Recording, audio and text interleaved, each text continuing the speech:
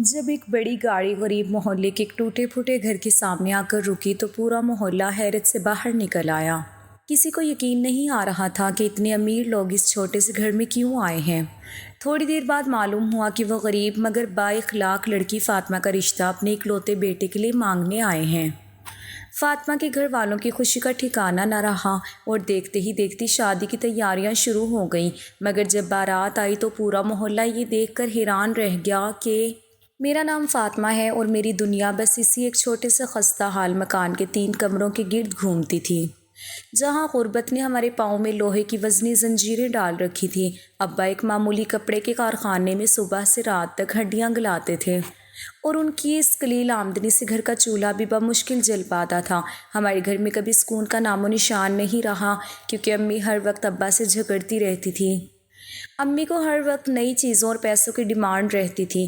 وہ صبح اٹھتے ہی ابا کے سامنے فرمائشوں کی پوری لسٹ رکھ دیتی کہ پڑوسن نے ریشمی سوٹ لیا ہے اور سامنے والے گھر میں نیا فریج آیا ہے۔ تم نے تو اپنی آدھی عمر اس بدبودار کارخانے میں گلا دی، لیکن میرے لیے کبھی کچھ نہیں کر سکے۔ ابا بیچارے خاموشی سے اپنے پھٹے ہوئے صوفے پر بیٹھ کر چائے کا آدھا کپ پکڑتے اور امی کی کڑوی اور زہریلی باتیں سن کر نظریں جھکا لیتے۔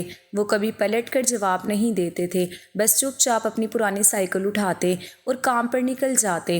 امی کا غصہ اور ان کی روز روز کی اونچی فرمائشیں ہمارے گھر کی کچی دیواروں کو چاٹ رہی تھی اور ان حالات میں میرا دم گھٹنے لگتا تھا۔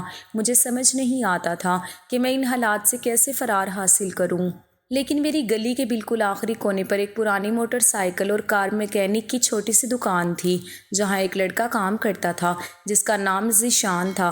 ذیشان کوئی عام میکینک نہیں لگتا تھا، اس کے چہرے پر ایک عجیب سی معصومیت اور آنکھوں میں بلا کا ٹھہراؤ تھا جو مجھے پہلی ہی نظر میں اپنے شہر میں لے گیا تھا۔ شروع میں تو میں جب بھی وہاں سے دہی یا راشن لینے گزرتی تو صرف نظریں جھکا کر تیزی سے نکل جاتی، لیکن ذیشان کی شرافت کا یہ عالم تھا کہ اس نے کبھی بھی مجھے اوباش لڑکوں کی طرح مجھ پر آوازیں نہیں کسیں، بلکہ ہمیشہ احترام سے اپنی دکان کے کام میں مگن رہتا۔ رفتہ رفتہ وقت گزرتا گیا اور دلوں کے بیچ کے فاصلے خود بخود سمٹنے لگے۔ کبھی گلی میں آتے جاتے ہماری نظریں ملتی تو ذیشان کے چہرے پر ایک دھیمی سی مسکراہٹ ابھر آتی جو میرے دل کی دھڑکنوں کو بے ترتیب کر دیتی۔ ہماری یہ دھیمی دھیمی محبت اب خاموش ملاقاتوں اور گلی کے موڑ پر ہونے والے مختصر مکالموں سے پروان چڑھنے لگی تھی۔ میں دل ہی دل میں ذیشان کی ہو چکی تھی اور میں نے سوچ لیا تھا کہ زندگی گزارنی ہے تو بس اسی محنت کش اور سچے انسان کے ساتھ گزارنی ہے، چاہے حالات کیسے ہی ہوں۔ امی روزانہ صبح اٹھ کر کچن میں برتن پٹکتی اور ابا کو تانے دیتی کہ تم نے میری جوانی رول دی، میری سہیلیاں کہاں سے کہاں پہنچ گئی اور میں آج بھی اسی ٹوٹے ہوئے کچن میں پیاز ٹماٹر کے پیسے گنتی رہتی ہوں۔ ابا سر جھکا کر کہتے کہ رحیمہ بیگم، جتنا کما پاتا ہوں تمہارے سامنے رکھ دیتا ہوں، اب چوری تو نہیں کر سکتا نا۔ لیکن امی کا دل پگھلنے کا نام ہی نہیں لیتا تھا، وہ ہر وقت پیسوں کے لیے روتی رہتی اور امی کے اسی رویے کی وجہ سے ابا گھر میں کم سے کم وقت گزارتے تھے۔ میں اکثر اپنے کمرے کی کھڑکی کے پاس بیٹھ کر روتی اور سوچتی کہ کاش ہمارے گھر میں بھی دوسرے لوگوں کی طرح خوشیاں ہوتیں۔ ایسی ہی ایک اداس شام جب میں کالج سے واپس آ رہی تھی تو گلی میں تیز ہوا چل رہی تھی اور دھول اڑ رہی تھی۔ میں نے جیسے ہی گلی کے موڑ پر قدم رکھا تو میری چپل کا تسمہ یکدم ٹوٹ گیا اور میں وہیں کھڑی ہو کر پریشان ہو گئی۔ اس وقت گلی بالکل سنسان تھی اور اس پاس کوئی موچی بھی نہیں تھا۔ میں ننگے پاؤں چلنے کی پوزیشن میں نہیں تھی کیونکہ گلی میں پتھر اور کچرا بکھرا ہوا تھا۔ ذیشان نے جب مجھے اس حال میں دیکھا تو وہ فوراً اپنی دکان سے باہر آیا۔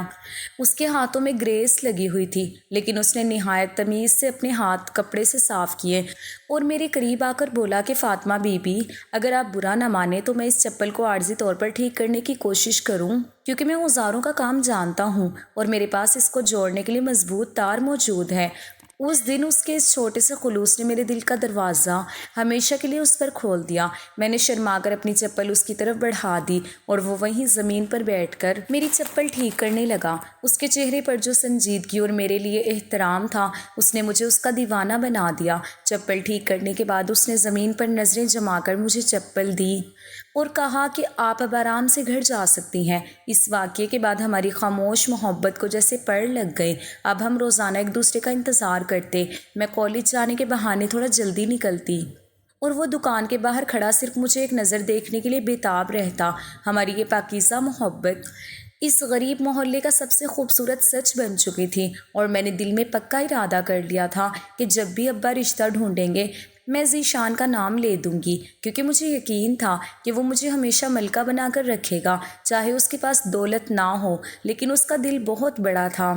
گھر کے حالات دن بدن بدتر ہوتے جا رہے تھے۔ امی کا رویہ ابا کے ساتھ اب باقاعدہ دشمنی جیسا ہو چکا تھا۔ ایک رات جب ابا اپنی 12 گھنٹے کی ڈیوٹی ختم کر کے گھر لوٹے تو ان کے چہرے پر تھکن کے گہرے سائے تھے۔ انہوں نے صوفے پر بیٹھتے ہی پانی مانگا تو امی کچن سے خالی ہاتھ باہر آئیں اور ان کے سامنے راشن کا ادھورا بل پٹک دیا۔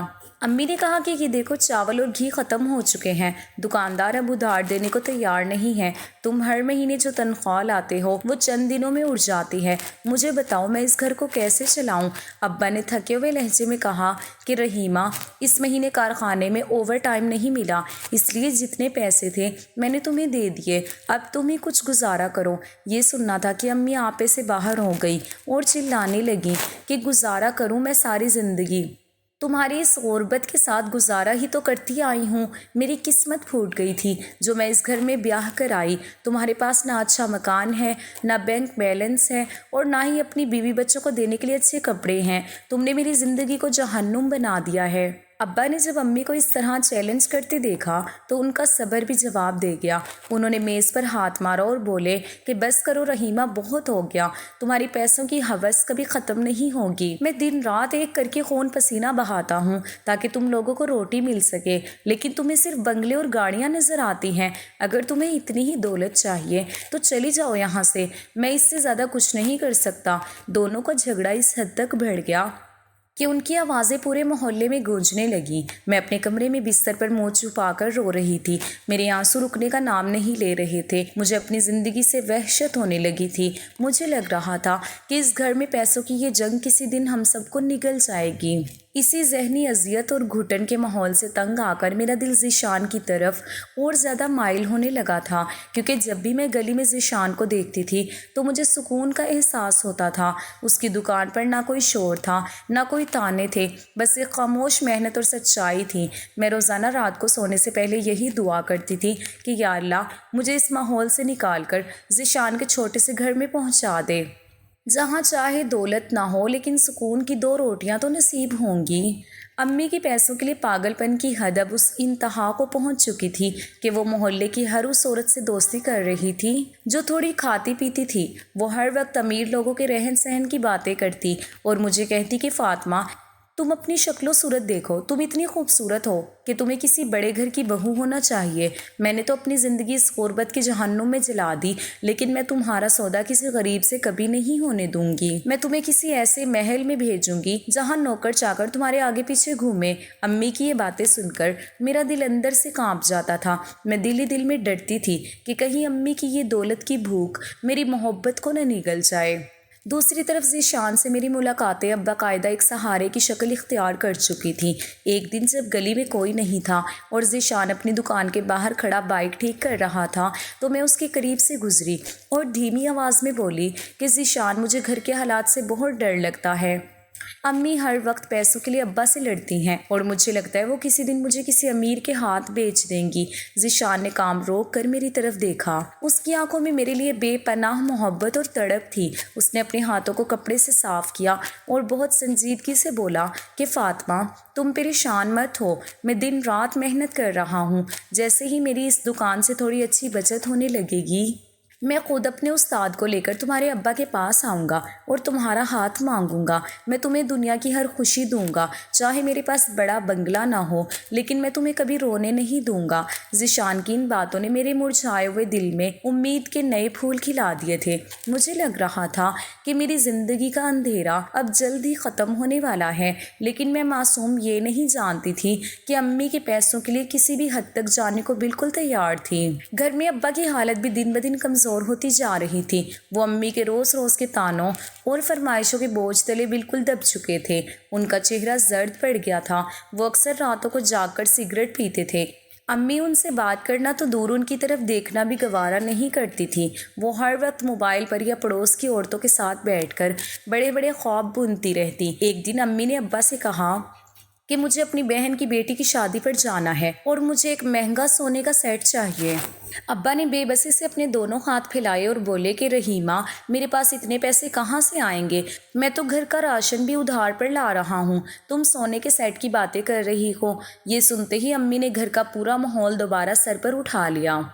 انہوں نے کچن کے برتن فرش پر پٹکے اور بولی کہ لعنت ہے تمہاری ایسی زندگی پر جو اپنی بیوی کو ایک زیور تک نہیں دلا سکتے، تم مرد کہلانے کے لائق ہی نہیں ہو۔ ابا خاموشی سے اٹھے اور بنا کچھ کہے گھر سے باہر نکل گئے۔ میں کچن میں بکھرے ہوئے برتن سمیٹتے ہوئے زاروں قطار رو رہی تھی اور دل ہی دل میں سوچ رہی تھی کہ کاش میں ذیشان کے پاس چلی جاؤں جہاں اس قسم کی ذہنی اذیت کا سامنا نہ کرنا پڑے۔ لیکن یہ صرف اتنا آسان بھی نہیں تھا۔ ایک روز دوپہر کا وقت تھا اور گرمی اپنے جوبن پر تھی۔ امی کچن میں بیٹھی ہوئی تھی اور ان کا ذہن پھر سے پیسوں اور دولت کے گرد گھوم رہا تھا۔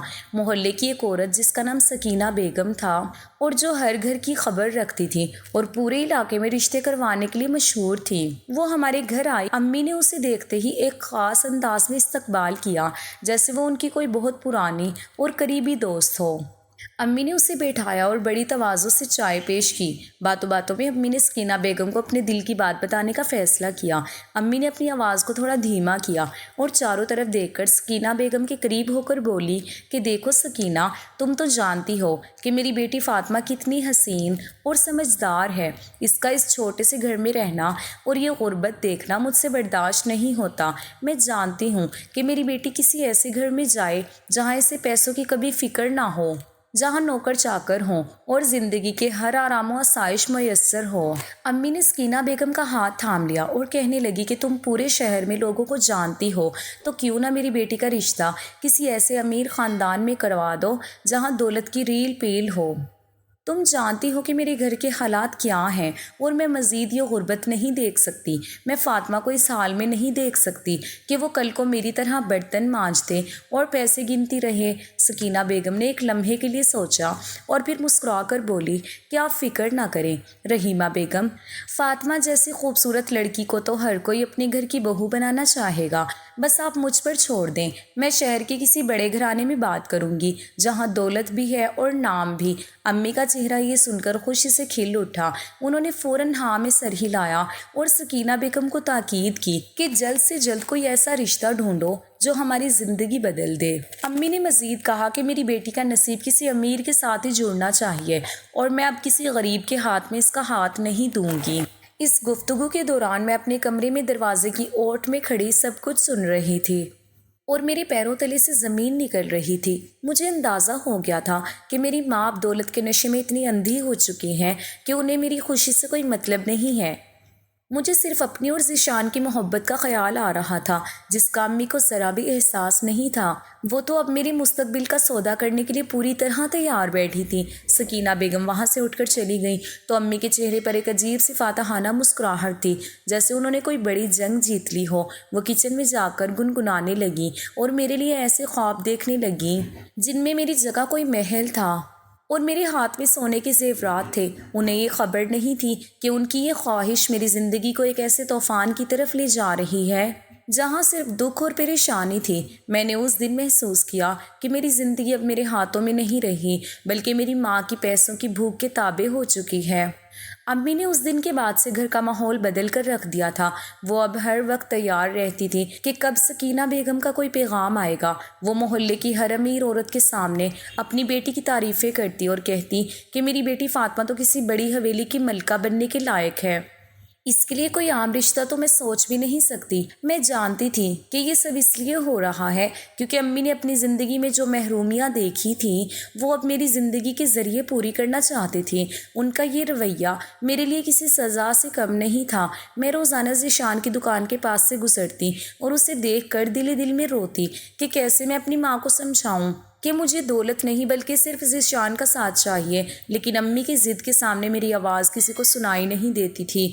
وہ تو بس اب امیر خاندانوں کے رشتے کے انتظار میں دن گن رہی تھی۔ اور مجھے لگ رہا تھا کہ میری زندگی کا سکون اب ہمیشہ کے لیے ختم ہونے والا ہے۔ سکینہ بیگم کے جانے کے بعد سے امی کی آنکھوں میں عجیب سی چمک تھی۔ وہ ہر وقت آئینے کے سامنے کھڑی ہو کر یہ سوچتی کہ جب میری بیٹی کسی بڑے گھر میں بہو بنے گی تو لوگ کتنی رشک بھری نظروں سے دیکھیں گے اور مجھے بھی کہیں گے کہ میں نے اپنی بیٹی کے لیے کیا شاندار رشتہ ڈھونڈا ہے۔ میں اپنے کمرے میں بیٹھی یہ سب سوچ کر کانپ اٹھتی تھی کہ امی کس قدر دولت کی پیاسی ہو چکی ہیں۔ ابا جب بھی گھر آتے تو وہ ان سے بات کرنے کی بجائے صرف یہ کہتی کہ بس چند دن اور انتظار کر لو، اب ہماری زندگی بدلنے والی ہے۔ ابا بیچارے خاموشی سے اپنی جگہ بیٹھ جاتے اور میری طرف دیکھ کر ایک ٹھنڈی آہ بھرتے، کیونکہ انہیں معلوم تھا کہ رحیمہ بیگم اب کسی کی بات سننے والی نہیں ہے۔ تقریباً ایک ہفتہ ہی گزرا تھا کہ ایک روز سکینہ بیگم اپنے ساتھ کچھ مٹھائی کے ڈبے لے کر آئی۔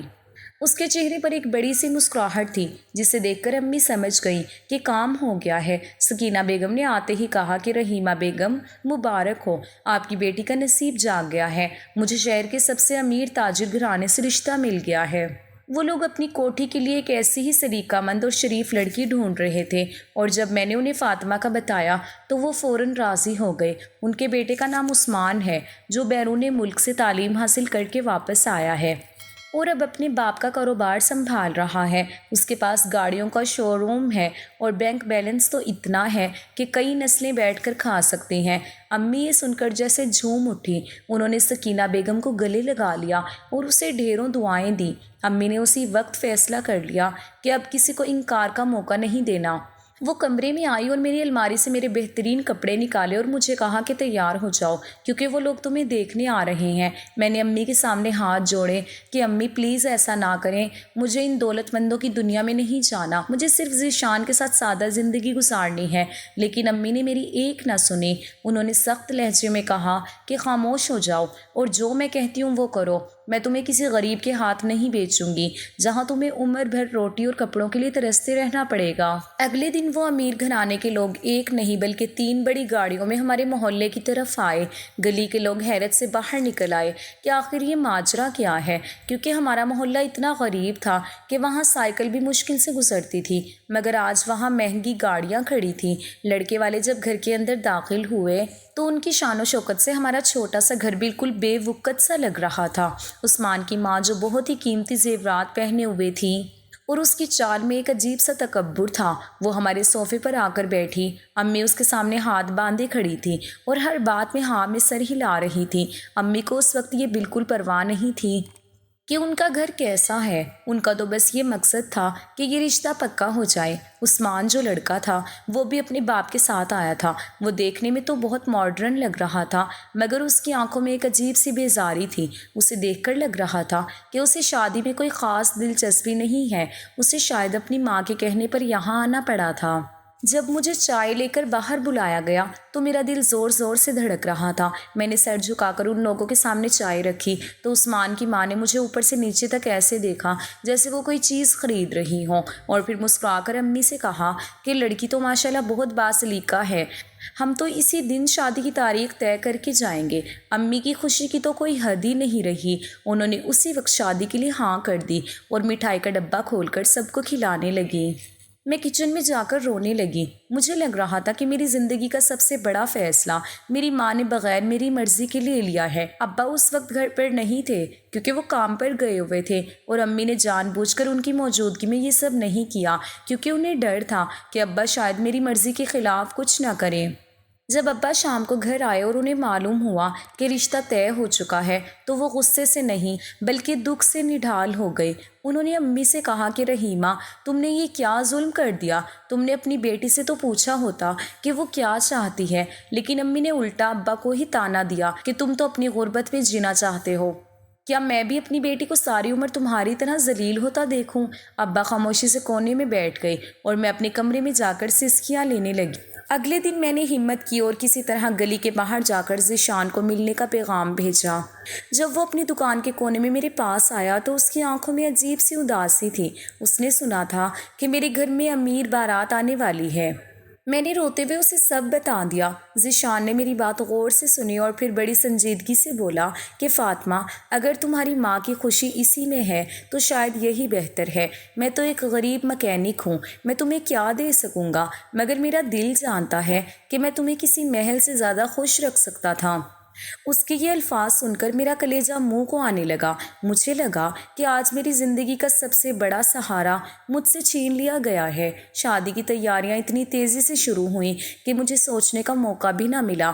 امی نے محلے والوں سے قرض لے کر میرے لیے بھاری جوڑے خریدے اور دعوت نامے چھپوائے جیسے وہ کسی بڑے دربار کی شادی ہو رہی ہو۔ ہر کوئی ہمارے غربت کے گھر میں اس امیر رشتے کی باتیں کر رہا تھا۔ کچھ لوگ امی کو مبارکباد دے رہے تھے تو کچھ دبی زبان میں یہ بھی کہہ رہے تھے کہ یہ امیر لوگ اس غریب گھر کی لڑکی کو کیسے رکھیں گے۔ لیکن امی نے سب کے منہ بند کر دیے تھے۔ ان کے لیے تو صرف دولت اہمیت رکھتی تھی۔ وہ ہر وقت عثمان کی کوٹھی اور اس کی گاڑیوں کی باتیں کرتی اور مجھے کہتی کہ دیکھنا فاطمہ، ایک دن تم مجھے دعائیں دو گی کہ میں نے تمہارا رشتہ اس گھر میں کروایا ہے۔ میں اب ایک ایسی قیدی کی طرح تھی جس کی سزا کا دن قریب آ رہا تھا۔ شادی سے ایک دن پہلے گھر میں مہندی کی رسم ہوئی۔ امی نے اپنے پڑوس کی ان امیر عورتوں کو بلایا جو ان کے ساتھ بیٹھ کر بڑے بڑے خواب بنتی تھیں۔ گھر میں میوزک چل رہا تھا اور امی خوشی سے ناچ رہی تھیں، مگر میرا دل تو کسی قبرستان کی طرح ویران تھا۔ مجھے ذیشان کا وہ معصوم چہرہ یاد آ رہا تھا جو اس دکان کے باہر کھڑا صرف مجھے ایک نظر دیکھنے کے لیے تڑپتا تھا۔ میں نے سوچ لیا تھا کہ اب میری زندگی ختم ہو چکی ہے اور شادی کے بعد میرا کیا بنے گا، یہ سوچ کر ہی میری روح کانپ اٹھتی تھی۔ امی کو تو یہ بھی احساس نہیں تھا کہ ان کی بیٹی کس ذہنی اذیت سے گزر رہی ہے۔ شادی کا دن آ گیا اور پورا گھر روشنیوں سے جگمگا رہا تھا۔ مجھے پارلر لے جایا گیا اور وہاں مجھے اتنا تیار کیا گیا کہ میں خود کو پہچان نہیں پا رہی تھی۔ میں جب دلہن کے جوڑے میں گھر واپس آئی تو محلے والے مجھے دیکھ کر حیران تھے۔ امی نے مجھے گلے لگایا اور کہا کہ آج تو میری بیٹی کسی شہزادی سے کم نہیں لگ رہی ہے۔ تبھی باہر سے ہارن کی آواز آنا شروع ہوئی اور مجھے سمجھ آ گیا کہ عثمان کی بارات آ چکی ہے۔ وہ بڑی بڑی گاڑیاں جنہیں دیکھ کر امی نے یہ سب کیا تھا اب ہمارے دروازے پر کھڑی تھی۔ پورا محلہ گلی میں جمع تھا اور ہر کوئی اس امیر بارات کو دیکھ کر دنگ رہ گیا تھا۔ بارات اندر داخل ہوئی تو ان کی شان و شوکت سے ہمارا گھر چھوٹا پڑ گیا، مگر میری روح کے اندر ایک گہرا اندھیرا اور عجیب سی بے چینی تھی۔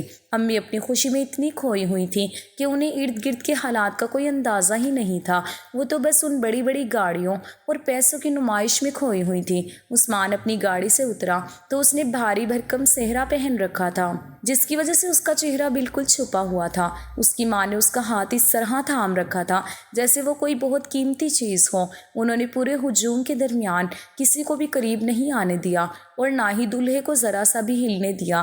ان کی پوری کوشش تھی کہ کوئی بھی اس صحرے کے اندر جھانک نہ سکے یا دولہے کی چال ڈھال پر غور نہ کر سکے۔ امی نے جب دولہے کا استقبال کرنا چاہا تو عثمان کی ماں نے بڑی ہوشیاری سے انہیں دور کر دیا اور کہا کہ لڑکے کی طبیعت کچھ ناساز ہے، اسے بہت جلدی ہے، بس نکاح کروائیں اور رخصتی کا عمل شروع کریں۔ مجھے جب کمرے سے نکاح کے لیے باہر لایا گیا تو میں نے ڈرتے ڈرتے دولہے کی طرف دیکھا، مگر وہ صحرے میں چھپا ہوا تھا۔ اس کے ارد گرد اس کے بھائی اور ملازم اس طرح کھڑے تھے جیسے وہ کسی بہت بڑے راز کی حفاظت کر رہے ہوں۔ نکاح کی رسم شروع ہوئی تو مجھے ایک عجیب سا احساس ہوا۔ دولہا اپنی جگہ پر جیسے پتھر بن کر بیٹھا تھا۔ مجھے وہ جگہ کچھ عجیب سی لگ رہی تھی۔ ماحول میں ایک عجیب سی جلدی تھی، نہ کوئی ہنسی مذاق تھا اور نہ ہی کوئی روایتی خوشی، بس ہر طرف ایک خوفزدہ سی خاموشی چھائی ہوئی تھی۔ شادی کی تقریب کو بہت محدود رکھا گیا۔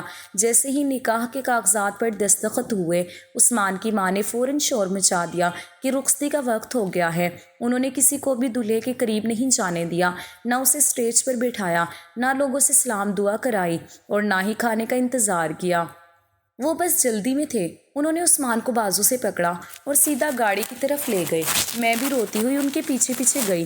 گاڑی میں بیٹھتے وقت جب عثمان کی ماں نے صحرے کے نیچے سے اسے دھکا دیا تو وہ بے ڈھنگے انداز میں گاڑی کے اندر گرا۔ میں خاموشی سے گاڑی کے ایک کونے میں بیٹھ گئی۔ عثمان میرے پاس بیٹھا تھا مگر وہ اپنی ہی دنیا میں گم تھا۔ اس کی سانسیں تیز تھیں اور وہ اپنی ہی انگلیاں چبا رہا تھا۔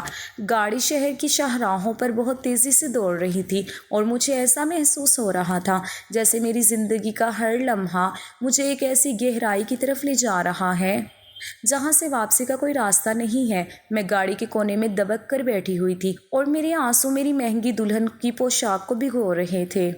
میرے پلو میں بیٹھا وہ شخص جو عثمان نہیں بلکہ اس کا بڑا بھائی تھا، وہ مسلسل اپنے ہونٹوں کو کاٹ رہا تھا اور اس کی نظریں گاڑی کی چھت پر جمی ہوئی تھیں۔ وہ کسی معصوم بچے کی طرح عجیب سی آوازیں نکال رہا تھا اور اس کے جسم سے ایک عجیب سی بو آ رہی تھی۔ مجھے اب تک یہ یقین نہیں آ رہا تھا کہ چند گھنٹے پہلے تک جس خواب کو میں اپنی زندگی کا بہترین موڑ سمجھ رہی تھی، وہ دراصل ایک ایسا بھیانک حقیقت بن کر سامنے آیا ہے جس نے مجھے اندر سے توڑ کر رکھ دیا ہے۔ عثمان کے والدین جو اگلی سیٹ پر بیٹھے تھے، وہ بہت اطمینان کے ساتھ کسی کاروباری سودے کی طرح آپس میں باتیں کر رہے تھے، جیسے انہیں اس بات کی ذرا بھی پرواہ نہ ہو کہ انہوں نے ایک لڑکی کی زندگی کے ساتھ کیا کھلواڑ کیا ہے۔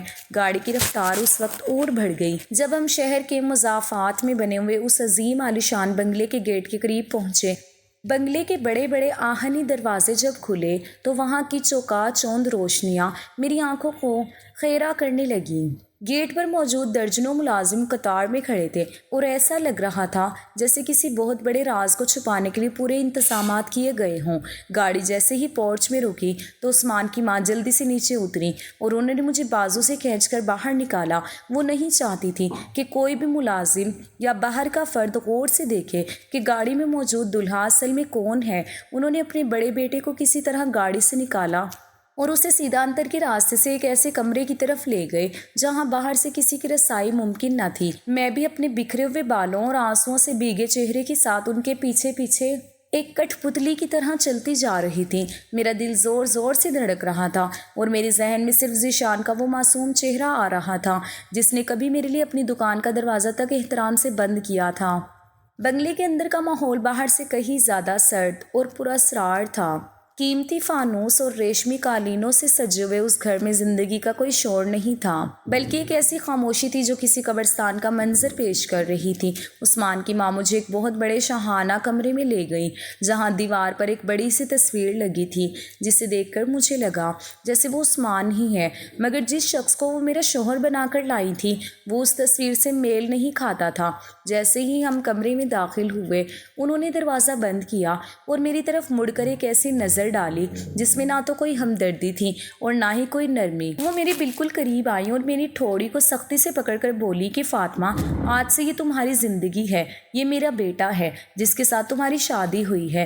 ہم نے عثمان کا نام اس لیے استعمال کیا کیونکہ لوگ اسے جانتے ہیں اور یہ تو اپنی ذہنی حالت کی وجہ سے کبھی گھر سے باہر نہیں نکلا۔ آج کے بعد تم اس کمرے سے باہر نہیں نکلو گی اور نہ ہی کسی کو یہ بتاؤ گی کہ یہ کون ہے۔ اپنی ماں کو بھی کچھ بتانے کی ضرورت نہیں ہے کیونکہ اس شادی کے بدلے ہم نے تمہاری ماں کو بہت پیسہ دیا ہے۔ اور یہ سن کر میری آنکھوں سے آنسوؤں کی جھڑی لگ گئی اور میں نے کانپتی ہوئی آواز میں پوچھا کہ آپ نے یہ کیوں کیا؟ تو وہ مسکرا کر بولی کہ تم نے غربت دیکھی ہے، تم نے کچی دیواروں میں اپنی جوانی گنواتے ہوئے دیکھی ہے، میں تمہیں وہ سب کچھ دوں گی جس کی تم نے تمنا کی ہے، مہنگے کپڑے، بہترین زیورات اور اس گھر کی تمام دولت تمہارے قدموں میں ہوگی۔ بس تمہیں میری ایک بات ماننی ہوگی کہ تم اس کی خدمت کرو گی۔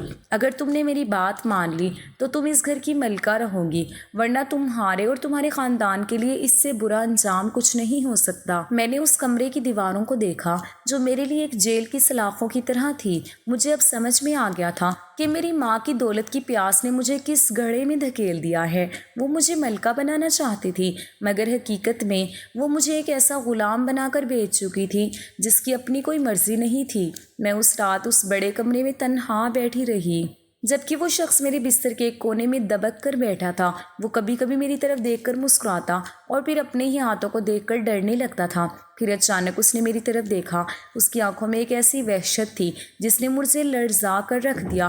وہ لڑکھڑاتے ہوئے میرے قریب آیا اور میرے ہاتھوں کو پکڑ کر ان میں پہنی ہوئی چوڑیاں زور سے کھینچنے لگا۔ اس کی گرفت اتنی مضبوط تھی کہ میری کلائیوں پر سرخ نشان پڑ گئے اور مجھے لگا کہ یہ چوڑیاں میرے ہاتھوں میں ہی ٹوٹ کر چبھ جائیں گی۔ اس نے میرا دوپٹہ زور سے کھینچا اور پاگلوں کی طرح ہنسنے لگا۔ وہ بار بار یہی کہتا کہ تم میری دلہن ہو، میری دلہن ہو، اور میں اسے روکنے کی کوشش کرتی تو وہ اور زیادہ مشتعل ہو جاتا۔ میری آنکھوں سے آنسوؤں کی برسات جاری تھی اور میں خود کو اس وحشیانہ رویے سے بچانے کے لیے بستر کے کونے میں دبک گئی تھی۔ وہ کبھی میری طرف ہاتھ بڑھاتا اور کبھی خود ہی اپنے سر کو دیوار سے ٹکرانے لگتا۔ اس کی یہ حالت دیکھ کر مجھے شدید کرب محسوس ہو رہا تھا۔ میں نے ہمت کر کے اس کے بیڈ سائڈ ٹیبل پر رکھی ہوئی دوائیوں کی ٹرے دیکھی، جہاں اس کی ساس نے اسے کچھ گولیاں کھلانے کی تاکید کی تھی۔ میں نے بڑی مشکل سے اسے قابو کیا اور پانی کا گلاس اسے پیش کیا۔ وہ بہت ضد کر رہا تھا، مگر کسی طرح میں نے اسے وہ دوائیں کھلا دی۔ کچھ ہی دیر بعد ان دواؤں کا اثر شروع ہوا اور وہ لڑکھڑا کر بستر پر گر گیا اور گہری نیند کی وادیوں میں کھو گیا۔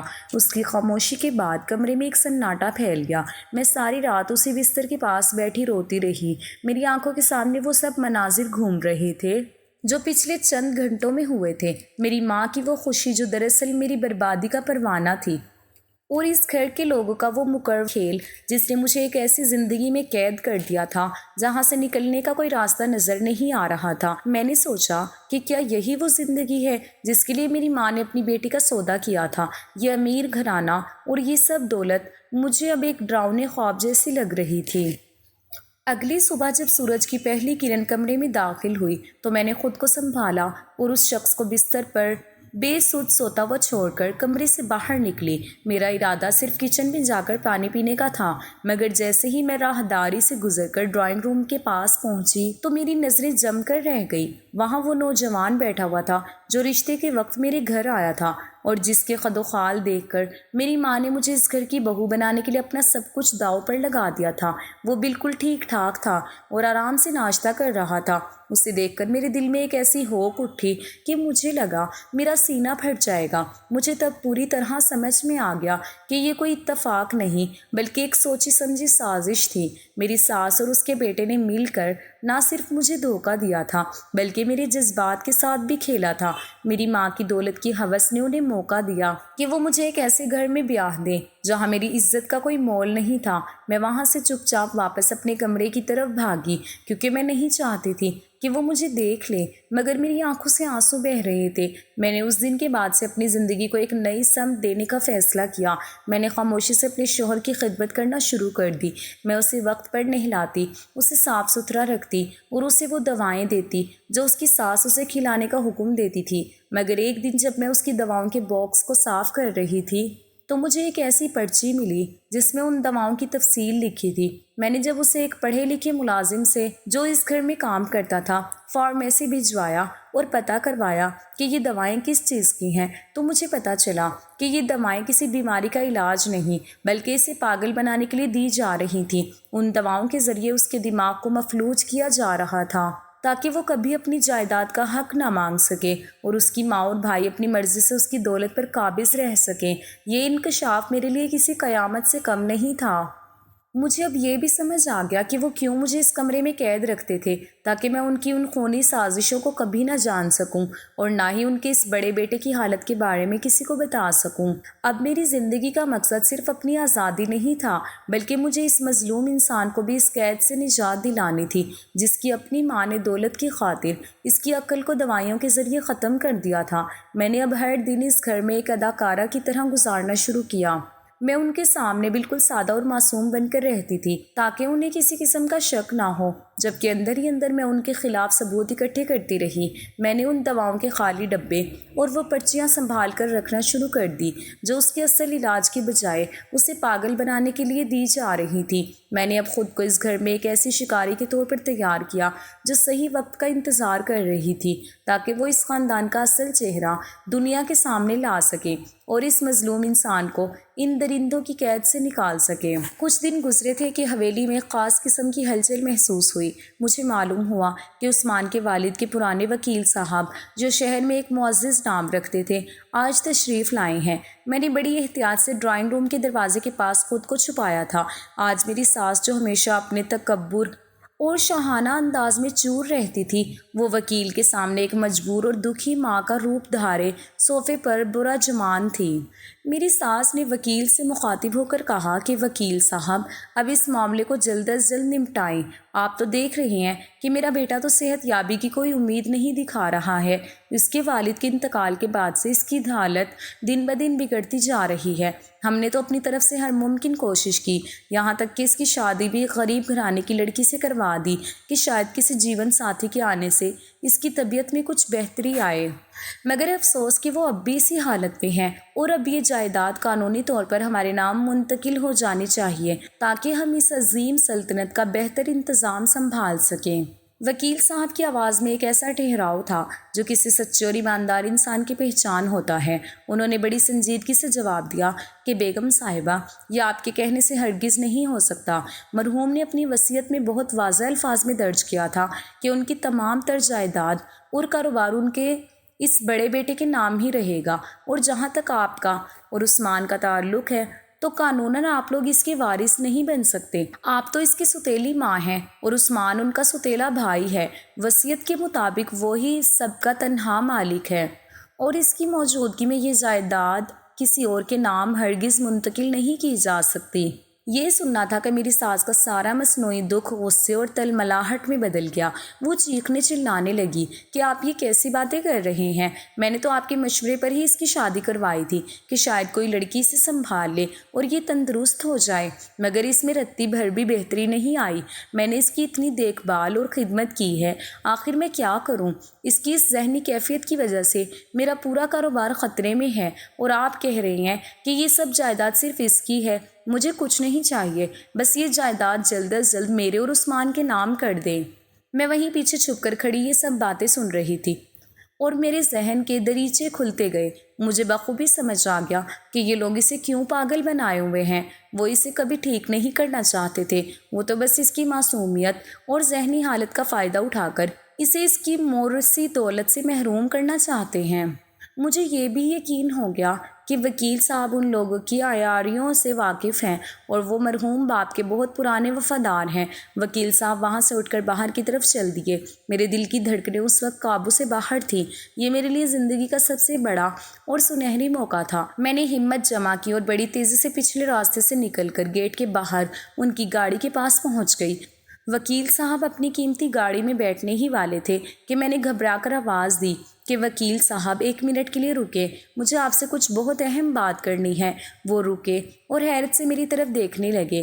میں نے اپنے ارد گرد جائزہ لیا کہ کوئی دیکھ تو نہیں رہا، پھر میں نے کانپتی ہوئی آواز میں سب کچھ ان کے سامنے اگل دیا۔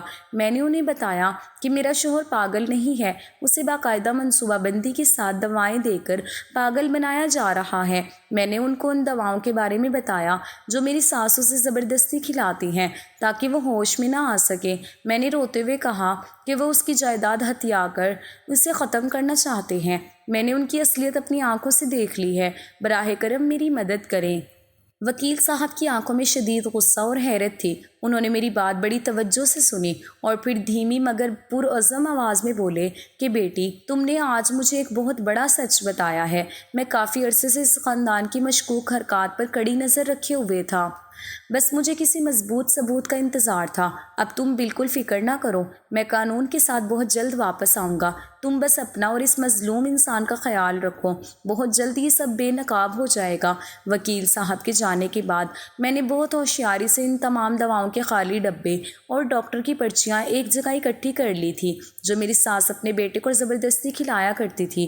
کچھ دن بعد وکیل صاحب پولیس کی بھاری نفری اور قانون کے اعلیٰ افسران کے ساتھ حویلی کے مرکزی دروازے پر نمودار ہوئے۔ حویلی کے مکینکوں میں اس اچانک ہنگامے سے کھلبلی مچ گئی۔ میری ساس اور اس کے بیٹے عثمان کے چہروں کا رنگ فک ہو چکا تھا۔ وکیل صاحب نے پولیس کو وہ تمام ثبوت پیش کیے جو میں نے انہیں دیے تھے، اور وہ طبی رپورٹس بھی دکھائیں جو اس بات کا ثبوت تھی کہ میرے شوہر کو جان بوجھ کر زہر قاتل اور دماغ کو مفلوج کرنے والی ادویات دی جا رہی تھی۔ قانون کی گرفت اتنی سخت تھی کہ انہیں صفائی کا کوئی موقع ہی نہ مل سکا اور پولیس نے فوراً ان دونوں کو حراست میں لے لیا۔ اس دن حویلی کی فضا میں ایک عجیب سا سکون تھا۔ وہ لوگ جو مجھے قید میں رکھنا چاہتے تھے خود سلاخوں کے پیچھے جا چکے تھے۔ قانون کی کارروائی کے بعد حویلی کی تمام تر جائیداد اور اثاثے قانونی طور پر میرے شوہر کے نام منتقل ہو گئے، اور چونکہ میں ان کی شریک حیات تھی اس لیے اس تمام دولت اور انتظام کی ذمہ داری میرے کندھوں پر آ گئی تھی۔ میں نے سب سے پہلا قدم یہ اٹھایا کہ حویلی کے تمام پرانے اور ظالم ملازموں کو فارغ کر کے ایماندار لوگوں کو رکھا، اور سب سے بڑھ کر میں نے اپنے شوہر کے لیے بہترین ڈاکٹروں کی خدمات حاصل کیں جو کسی بھی لالچ سے پاک تھے، اور میرا واحد مقصد اسے دوبارہ ایک صحت مند انسان بنانا تھا۔ علاج کا عمل طویل اور صبر آزما تھا، مگر میں نے ہمت نہیں ہاری۔ میں اسے روزانہ تازہ اور صحت بخش خوراک دیتی اور باقاعدگی سے اس کی ادویات کا خیال رکھتی۔ وہ جو پہلے اپنی انگلیوں کو دیکھ کر ڈر جاتا تھا، اب آہستہ آہستہ مجھے پہچاننے لگا تھا۔ اس کی آنکھوں کی وحشت کم ہونے لگی تھی اور اس میں ایک ٹھہراؤ آ گیا تھا۔ میں اسے حویلی کے باغ میں لے جاتی اور اسے پرندوں کی آوازیں اور قدرت کے حسین مناظر دکھاتی تاکہ اس کا ذہن پرسکون ہو سکے۔ وہ وقت بھی آیا جب اس نے پہلی بار میرا نام پکارا، اور اس دن میری خوشی کا کوئی ٹھکانہ نہ رہا۔ مجھے لگا جیسے میری تمام تر تکالیف کا صلہ مجھے مل گیا ہے۔ دن گزرتے گئے اور اس کی صحت میں حیران کن بہتری آنے لگی۔ وہ اب ایک باشعور انسان کی طرح مجھ سے گفتگو کرتا اور گھر کے معاملات میں میری مدد بھی کرتا۔ ہم نے ایک دوسرے کے ساتھ ایک انتہائی پرسکون اور خوشگوار زندگی کا آغاز کیا۔ میں نے کبھی اس پر اپنے ماضی کا بوجھ نہیں ڈالا اور نہ ہی اسے اس دکھ کا احساس ہونے دیا جو وہ اپنے گھر والوں کے ہاتھوں سہ چکا تھا۔ ہم نے اپنی ایک چھوٹی سی دنیا بسائی جہاں دولت کا روب نہیں بلکہ محبت اور سکون کا بسیرا تھا۔ میں نے غریبوں کی مدد کے لیے ایک فلاحی ادارہ بھی قائم کیا تاکہ دولت کا صحیح استعمال ہو سکے۔ میری زندگی کا وہ بدترین وقت جو ایک دھوکے سے شروع ہوا تھا، اب ایک خوبصورت انجام کی طرف گامزن تھا۔ وہ انسان جو کبھی ایک کھلونا بنا کر رکھا گیا تھا، اب ایک خود مختار اور خوش اخلاق شوہر بن کر میرے ساتھ کھڑا تھا۔ ہم نے ایک دوسرے کا سہارا بن کر زندگی گزارنا سیکھ لیا تھا۔ میں نے اپنی ماں کو بھی معاف کر دیا تھا کیونکہ مجھے احساس ہو گیا تھا کہ وہ بھی دنیا داری کی ایک اندھی ڈور میں شامل تھی، لیکن میں نے اپنی زندگی کے فیصلے خود کیے اور ثابت کیا کہ اگر انسان کا ارادہ سچا ہو تو وہ کسی بھی مشکل سے نکل کر ایک نئی اور روشن زندگی کی تعمیر کر سکتا ہے۔